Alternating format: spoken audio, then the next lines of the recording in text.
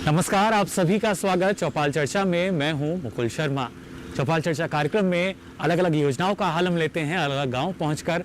और आज की अगर बात की जाए, आज उत्तर प्रदेश के गाजियाबाद जिले के गांव में हम जा रहे हैं, जहां पर योजना का हाल हम जानेंगे। तो आइए सीधा चलते हैं किसानों की चौपाल पर और जानते हैं योजना का हाल। आइए हमारे साथ। दूरदर्शन किसान चैनल चौपाल चर्चा की टीम पहुंची उत्तर प्रदेश के जिला गाजियाबाद गांव बयाना में।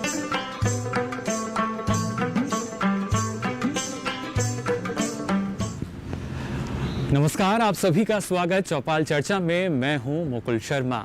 आप सभी जानते हैं चौपाल चर्चा की टीम देश के अलग अलग राज्यों में जाती है, अलग अलग जिलों के गांव तक पहुंचती है।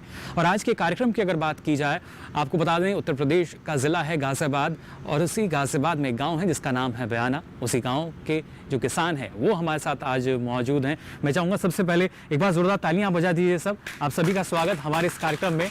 लेकिन जैसा कि हम सभी जानते हैं, कोरोना का संकट जो है इस दौरान चल रहा है और ना सिर्फ मास्क हमें लगातार पहनने होंगे, अपने हाथों को भी धोना होगा। और इसके साथ साथ जो एक शारीरिक दूरी की हम बात करते हैं, सोशल डिस्टेंसिंग की अगर हम बात करें, 2 गज की दूरी, वो भी हमें अपनानी होगी। उसी को अपनाते हुए भी कुछ जानकारी है जो आज हम यहाँ किसानों से लेंगे, जानेंगे जो सरकारी योजना है उनका हाल। तो चलिए अब कार्यक्रम की शुरुआत करें। तो जो किसान हमारे साथ मौजूद हैं बयाना गांव के, आइए उनसे बातचीत करते हैं और जायजा लेते हैं यहाँ पर किस तरीके से जो सरकारी योजनाएं हैं उनका क्रियान्वयन किया जा रहा है। बात करते हैं प्रधानमंत्री कृषि सिंचाई योजना की, जिसके अंतर्गत जो सिंचाई की सूक्ष्म पद्धतियां हैं उनको भी शामिल किया गया है लागत को कम करने के लिए। आपके क्षेत्र की अगर बात की जाए, पहले किस तरीके से वहां पर सिंचाई की जाती थी? हमारे यहाँ 12 से और कुछ क्षेत्र नहर का है, बाकी 12 से और इंजन से भराई हो गई। तो अब ये ड्रिप इरिगेशन आ गया, तो ड्रिप से हो रही है। और पाइपलाइन दे दी, पाइप से जो हम नाले में ले जाओ, पानी वेस्टेज हो गया बहुत ज़्यादा, 40%। और पाइपलाइन से दूसरे खेत में, तीसरे खेत में 12 से मुंह पे लगाओ और पाइप ले जाओ, तो एक तो ज़मीन बच गई हमारी और पानी की बचत होगी। बिल्कुल, ये देखिए 2 बड़े फायदे हम मान सकते हैं। लेकिन जैसा आपने कहा कि बचत भी हो रही है, लागत भी कम हो रही है। ड्रिप के और फायदों की अगर बात की जाए, क्योंकि किसान को ये लगता है कि शायद तकनीकी अगर हम ले रहे हैं तो उसमें भी खर्च होता है, वहाँ पर किस तरीके से आपको लगता है जो किसान है अगर इसको अपनाते हैं तो ना सिर्फ पानी की हम बचत कर रहे हैं बल्कि इसके जरिए जो उपज है उसमें भी इजाफा कर पाएंगे? हाँ, उसमें भी इजाफा हो रहा है। ये चक्कर ये हो रहा है, जो नहर का क्षेत्र है, नहीं जहाँ जहाँ नहर है वहाँ तो किसान ले नहीं रहा इस योजना को, ड्रिप वाले को। जहाँ 12 है इंजन का पानी अब ये ले रहे हैं, उसमें भी बहुत कम है किसान। इसमें 90% कर देनी चाहिए सब्सिडी जी, और सब्सिडी बढ़ जाएगी 90, तो किसान आवेगा इसमें आगे। यानी जो अनुदान है उसको बढ़ा देना चाहिए, आपको लगता है? तो किसान जल्दी आवेगा इस पर। चलिए, बिल्कुल बैठ सकते हैं आप प्रमोद जी। तो बिल्कुल देखा आपने यहाँ जो बयाना गांव के किसान हैं प्रमोद जी, उन्होंने बताया कितना फ़ायदा जो है सरकारी योजना से उन्हें मिल रहा है। कुछ और भी किसान हमारे साथ मौजूद हैं, मैं चाहूँगा अगर आप खड़े हो जाएं। जी, अपना नाम बता दीजिए हमें। मेरा नाम रामवीर तेवतिया है जी। रामवीर जी, गांव बयाना है जी और जिला गाजियाबाद। बात करें प्रधानमंत्री कृषि सिंचाई योजना की, जिसके तहत जो सिंचाई की सूक्ष्म प्रणालियां हैं उनको अब ज़्यादा फैलाया जा रहा है, क्या लगता है आपको? आपके क्षेत्र की अगर बात की जाए, वहाँ पानी की उपलब्धता कैसी है? पानी की ये है जी, जैसे अब यहाँ से योजना कोई चालू हुई तो वो सीधा किसान के पास तक पहुँचने में हाफ हो जाएगी जी। वो किसान के पास सीधा नहीं पहुंचता, उसमें कमीशन जुड़ जाएंगे, कमीशन नहीं देगा उसका काम नहीं होगा, जो सब्सिडी मिलनी है नहीं मिलेगी। तो किसान को उतना लाभ जितना सरकार देना चाहती है उतना किसान तक नहीं पहुंचता। लापरवाही आपको लगती है उनकी रहती है? लापरवाही आज भी है। चलिए बैठ सकते हैं आप भी।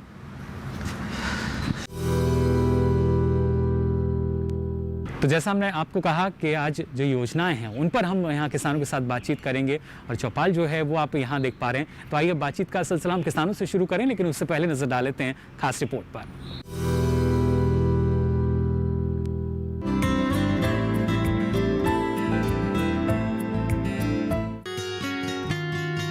कृषि प्रधान हमारे देश की लगभग 75% कृषि भूमि सिंचाई हेतु मॉनसून पर निर्भर है और मॉनसून की मर्जी समझ नहीं आती।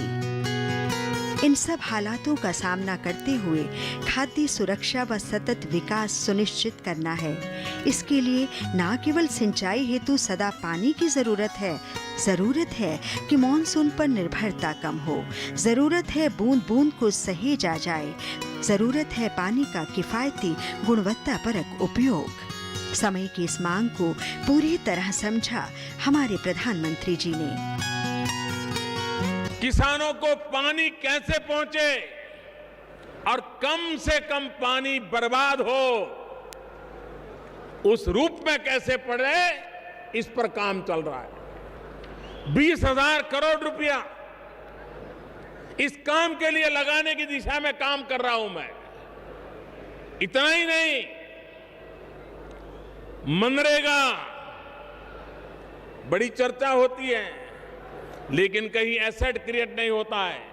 इस सरकार ने बल दिया है और मैं चाहूंगा इन गर्मी के दिनों में गांव-गांव मनरेगा से एक ही काम होना चाहिए, एक ही काम, और सिर्फ तालाब है तो तालाब गहरे करना, डिसिल्टिंग करना, मिट्टी निकालना, जहां पर पानी रोक सकते हैं रोकना। इस बजट में 5 लाख तालाब बनाने का सपना है, 5 लाख तालाब। प्रधानमंत्री कृषि सिंचाई योजना भारत सरकार के कृषि मंत्रालय, जल संसाधन, नदी विकास एवं गंगा संरक्षण मंत्रालय तथा ग्रामीण विकास मंत्रालय, इन तीनों के सहयोग द्वारा संचालित की जा रही है। त्वरित ग्रामीण जल आपूर्ति योजना, हर खेत को पानी, प्रति बूंद अधिक फसल, जल संभर निर्माण, महात्मा गांधी नरेगा के तहत परंपरागत स्रोतों का निर्माण इस योजना के घटक हैं।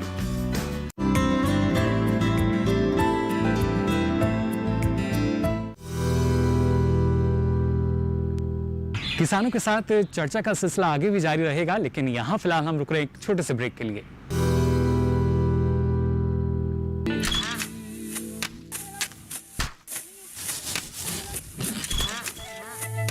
भारत एक कृषि प्रधान देश है। भारतीय अर्थव्यवस्था में कृषि एक मुख्य स्तंभ की तरह है और हमारे किसान अन्नदाता। लेकिन कभी कभी प्रकृति के सख्त तेवर के कारण हमारे किसानों को उचित कृषि उत्पाद हासिल नहीं हो पाता। ऐसी स्थिति में उन्हें सुरक्षित रखने के लिए प्रधानमंत्री फसल बीमा योजना प्रदान की गई है। प्रधानमंत्री फसल बीमा योजना को किसानों तक पहुंचाना और उन्हें लाभान्वित करने का काम बैंक और राज्य स्तरीय बैंकर समितियां यानी SLBC की हैं। इनमें सार्वजनिक और निजी वाणिज्यिक बैंक के अलावा क्षेत्रीय, ग्रामीण, सहकारी बैंक के साथ साथ कई प्राथमिक कृषि सहकारी ऋण समितियों को भी शामिल किया गया है। इस योजना का लाभ उठाने के लिए किसानों का नामांकन जरूरी है। इस समय 540 बैंक की 1.5 लाख शाखा के द्वारा किसानों का नामांकन किया जा रहा है। प्रधानमंत्री फसल बीमा योजना एक कारगर उपाय है। ये हमारे लिए सुरक्षा कवच की तरह है। फसल अगर बर्बाद भी हुई तो भी हमें मुआवजा मिल जाता है। जमीनी स्तर पर की गई समीक्षा और अध्ययन के आधार पर कृषि मंत्रालय भारत सरकार की योजना प्रधानमंत्री फसल बीमा योजना में कई बदलाव किए गए हैं। इस बदलाव के कारण किसानों की समस्याओं का निदान कर उन्हें और सशक्त बनाया जा सकेगा। इसके अलावा SLBC और बैंकों के कार्यों और भूमिकाओं को और अधिक विस्तृत किया गया है। इसके अंतर्गत प्रधानमंत्री फसल बीमा योजना में किसानों का नामांकन अब उनकी इच्छा पर निर्भर है। वो नामांकन के लिए स्वतंत्र हैं। योजना के बेहतर कार्यान्वयन के लिए बैंकों के कार्यों में किसान अकाउंट के दावे का निपटान, ऋणी किसानों का प्रीमियम काटना और गैर ऋणी किसानों से प्रीमियम जमा करवाकर बीमा कंपनी को भेजना, राष्ट्रीय फसल बीमा पोर्टल पर किसानों के विवरण की अपलोडिंग, फसल हानि की समीक्षा को सुनिश्चित करना और किसानों की फसल हानि की सूचना बीमा कंपनी तक पहुंचाने का काम भी बैंकों के द्वारा ही किया जाएगा। इसी प्रकार योजना को क्रियान्वित करने वाले बैंक योजना से संबंधित विशेष जागरूकता अभियान को समय समय पर ऋणी और गैर ऋणी किसानों के लिए आयोजित करेंगे। ऋणी किसानों को योजना में भाग लेने के लिए उन्हें कॉल या SMS के द्वारा भी संपर्क और सूचित किया जाएगा। नामांकन की सुविधा के लिए जन धन खाता या बचत खाते का होना जरूरी है। गैर ऋणी किसानों का बैंक में खाता मौजूद नहीं है तो पहले उनका बचत खाता खोलकर सभी सुविधाएं दी जाएंगी। बैंक की शाखाओं को घोषणा पत्र की हार्ड और सॉफ्ट कॉपी को भविष्य में पत्राचार के लिए संभाल कर रखना होगा और उसकी एक कॉपी या एक्नॉलेजमेंट किसान के हवाले किया जाएगा। नामांकन के लिए कट ऑफ डेट से 2 दिन पहले तक बीमा के लिए फसल का नाम बदलने का प्रावधान होगा। बैंक की शाखाएं नेशनल क्रॉप इंश्योरेंस पोर्टल पर सभी विवरण भी दर्ज करेंगी।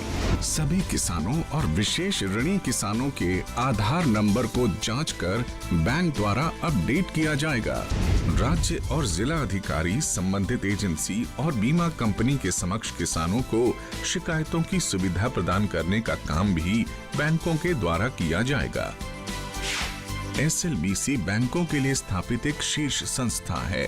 यह संस्था राज्य सरकार और भारत सरकार के साथ समन्वय स्थापित कर सदस्य बैंकों के द्वारा प्रधानमंत्री फसल बीमा योजना को क्रियान्वित कर भारत के किसानों को सशक्त करने का काम कर रही है और उसका सीधा लाभ हमारे देश के किसानों तक पहुंचाया जा रहा है। सशक्त किसान, देश की शान।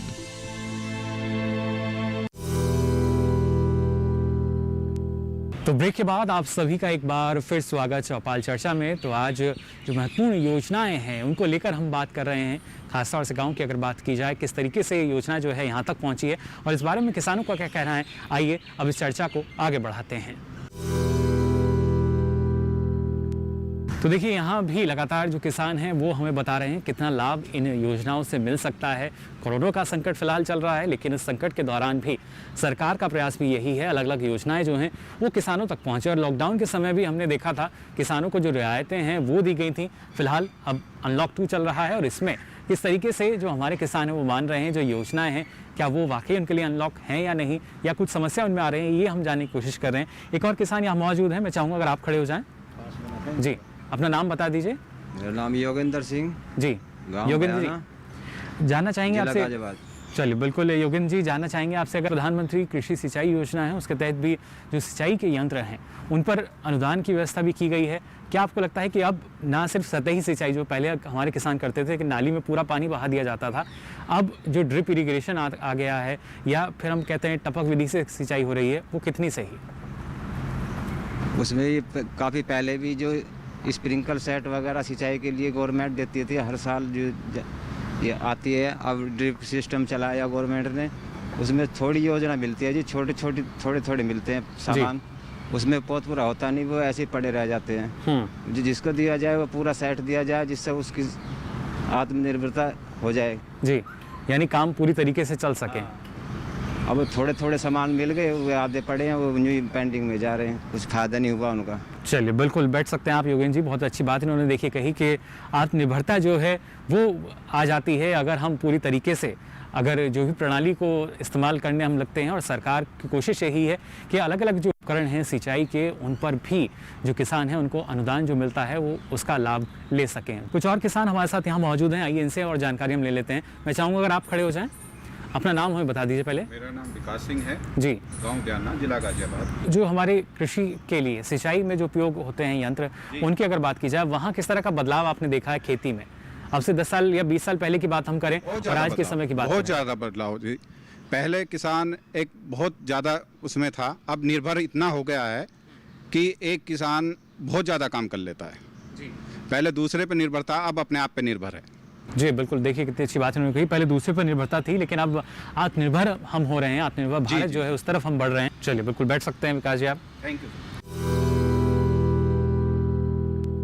तो कार्यक्रम में जानकारी का सिलसिला यूं ही जारी रहेगा, लेकिन फिलहाल चौपाल चर्चा में वक्त हो चला है एक छोटे से ब्रेक का।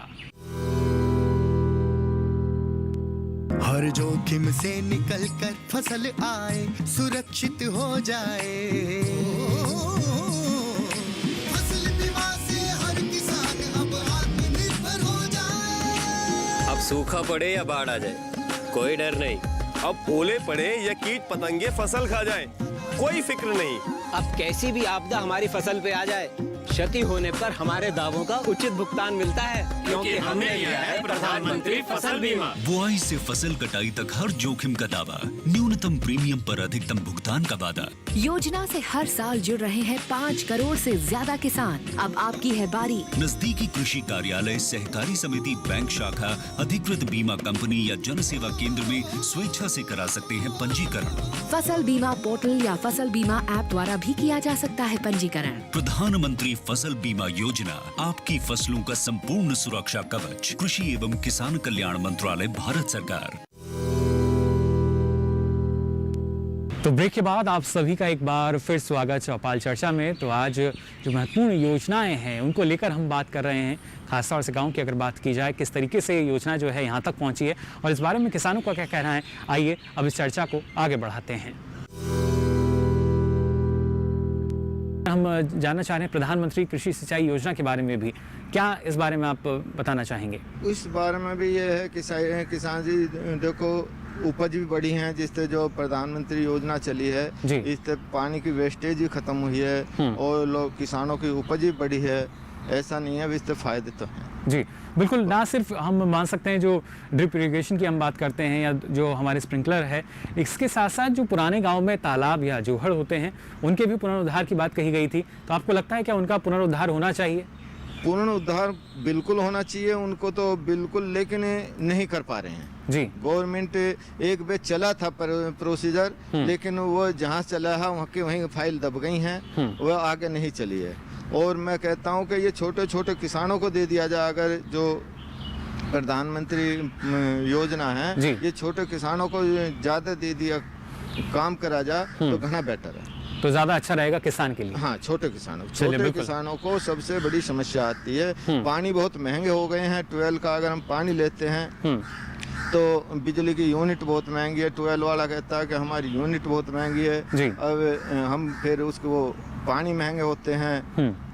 तो ये संसाधन छोटे किसानों को दे दिए, अच्छे करे दिया जाए, इसी के बारे में सोचा जाए, गवर्नमेंट सोचे तो शायद बहुत बढ़िया नतीजा है। चलिए बिल्कुल, बैठ सकते हैं आप।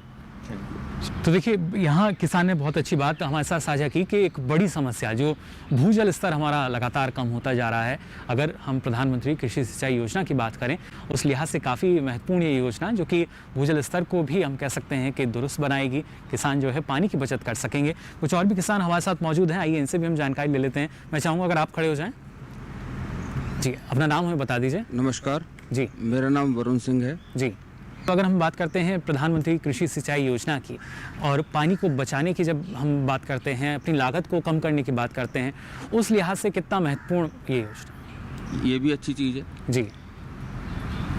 जल को आप अपनी संपत्ति ना माने। किसान की विडंबना ये है सोचने की कि जल तो मेरी जागीर है क्योंकि मेरी जमीन के नीचे से निकल रहा है, ये आपका नहीं है, ये राष्ट्र का है जी। तो उसका दोहन जो है वो बहुत सीमित मात्रा में होना चाहिए। इसके लिए जो ड्रिप सिंचाई योजना है इसमें एक तो अनुदान ज़्यादा होना चाहिए जी, और जो उसकी क्वालिटी ऑफ इक्विपमेंट्स हैं और जो मशीनरी है वो बेटर होनी चाहिए जी। जो कॉस्टिंग है वो तो ग्रेड ए की है और जो प्रोविजन जो लगाया जाता है वो ग्रेड बी का माल लगाया जाता है इसके अंदर जी, तो वो भी होना चाहिए। तो ये एक बड़ा बदलाव, ये बड़ा बदलाव की जरूरत है और किसान को प्रोत्साहित करना चाहिए इसकी सब्सिडी को बढ़ा के। चलिए बिल्कुल, तो ज़्यादा से ज़्यादा किसान इसके अंदर जुड़ेगा। चलिए, बहुत अच्छी बात आपने कही, बैठ सकते हैं अपने स्थान। धन्यवाद। तो देखिए कितना महत्वपूर्ण है, एक किसान अगर अपनी इस बात को समझता है, हर जानकारी को समझता है और वो बदलाव की यहाँ ना सिर्फ सुझाव दे रहा है बल्कि उम्मीद उसे है कि बदलाव, अभी तक जो बदलाव हुआ है इसके बाद और बदलाव होगा। हमारे साथ जो कृषि वैज्ञानिक हैं उनसे हम जानकारी ले लेते हैं। सर, मैं चाहूँगा अगर हम बात करते हैं प्रधानमंत्री कृषि सिंचाई योजना की, और जैसा एक किसान ने कहा कि जो पानी है वो हमारी धरोहर नहीं है, राष्ट्र धरोहर, अगर उसको हम मानेंगे तो जाहिर तौर पर उसकी बचत भी कर पाएंगे और उसके ज़रिए जो तमाम सुविधाएं मिलनी चाहिए अगर वो मिलेंगी तो शायद और ज़्यादा बेहतर ना सिर्फ बचत होगी बल्कि हमारी लागत भी बच सकेगी। बिल्कुल वरुण जी, ये अभी जो ये बात सामने आ रही है कि हमारी धरोहर नहीं है, और हम देख रहे हैं कि किसान जो है इस समय इरिगेशन चैनल के द्वारा डायरेक्ट फ्लड इरिगेशन का चलन में है, जी। और जब से हमारे प्रधानमंत्री सिंचाई योजना का ये कार्यक्रम शुरू हुआ है तो बहुत मात्रा में हमारे किसान जागरूक हुए और उन्होंने अपने यहाँ पर ड्रिप इरिगेशन और स्प्रिंकलर इरिगेशन जैसे अपने सेट लगा रखे हैं। जी। ज़्यादातर हमारे यहाँ जो है हॉर्टिकल्चर जो बागवानी है तो इसमें अभी चलन में है। इवन गाजियाबाद में हम देख रहे हैं कि हमारा जो गन्ना का बेल्ट है, हाँ, बहुत ज़्यादा हमारी फसल होती है गन्ने की, तो उसमें भी हमारी जो है गन्ने में भी ड्रिप इरिगेशन का किसान हमारे अपनाते जा रहे हैं। धीरे धीरे इसका चलन में आ रहा है। जी। पानी इसमें काफ़ी बचत हो जाती है। साथ ही साथ इसमें हम ये किसानों को समझा पाते हैं कि जो हम अपनी पेस्टिसाइड देते हैं तो वो भी हम ड्रिप इरिगेशन के द्वारा फर्टिगेशन जो तकनीक है, हाँ, वो भी हम उससे लाभ दे देते हैं और कम पेस्टिसाइड। लेकिन यहाँ एक समस्या किसानों ने बताई कि जो हमें पंपिंग सेट मिलता है या जो एक यंत्र दिए जाते हैं वो अगर पूरी तरीके से मिले तो ज़्यादा बेहतर लाभ हमें और मिल सकता है। ऐसा होता है कि जो स्प्रिंकलर मिला लेकिन शायद अगर और पाइप की आवश्यकता है वो नहीं मिल पाए। ऐसी स्थिति में क्या कुछ मदद हम जो किसान हैं उनकी कर पाएँ?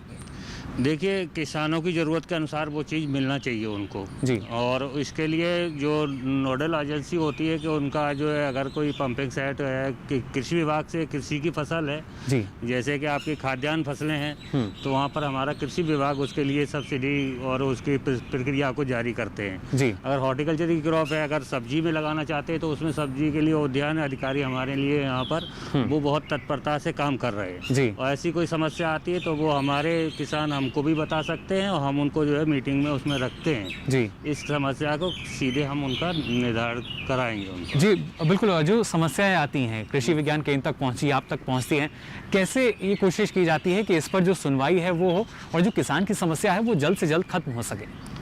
देखिए, किसान बेसिकली हम लोगों से बहुत फेमिलियर होते जुड़ते हैं। हम लोग तकनीकी जानकारी के लिए वो किसान हमारे साथ रहते हैं और पूरी बात वो अपना रहे हैं, मान लेते हैं। वो हमारे साथ में रहते हैं, गांव में हमारा आना जाना रहता है। तो हमारी वो समस्या अगर हमारे तकनीकी रूप से है तो हम लोग अब खुद ही सॉल्व कर लेते हैं। कोई अगर फर्टिलाइजर उसमें कितना देना, कैसे देना, वैरायटी कौन सी लगा दी। जी। और अगर कोई ऐसी फाइनेंशियल है, कोई स्कीम से संबंधित है तो वो किसान हमको भी बताते हैं और वो हम समस्या को अपना जहाँ उचित पटल है वहाँ पर रखते हैं और किसानों का जो है निस्तारण करा लेते हैं। जी चलिए, बिल्कुल। बहुत बहुत शुक्रिया फिलहाल डॉक्टर साहब इस तमाम जानकारी के लिए। जी, बैठ सकते हैं। तो देखा आपने किस तरीके से हमारे साथ आज इस चौपाल पर जो किसान मौजूद रहे उन्होंने योजना के बारे में पूरी जानकारी दी और कहाँ उनको कमी लगती है, किस तरह के सुझाव उन्होंने दिए। अगर बदलाव की संभावना है, जिस बदलाव के बाद हम मान सकते हैं जो किसान हैं वो और ज़्यादा मजबूत हो सकेंगे, योजनाओं का क्रियान्वयन और बेहतर ढंग से हो सकेगा और किसान की जो आमदनी है वो दोगुनी हो सकेगी। फिलहाल के लिए आज चौपाल चर्चा में बस इतना ही। फिर हाजिर होंगे किसी नई चौपाल पर जहां किसानों से पूछेंगे अलग अलग योजनाओं को लेकर सवाल। लेकिन फिलहाल के लिए पूरी टीम को दीजिए इजाज़त। नमस्कार।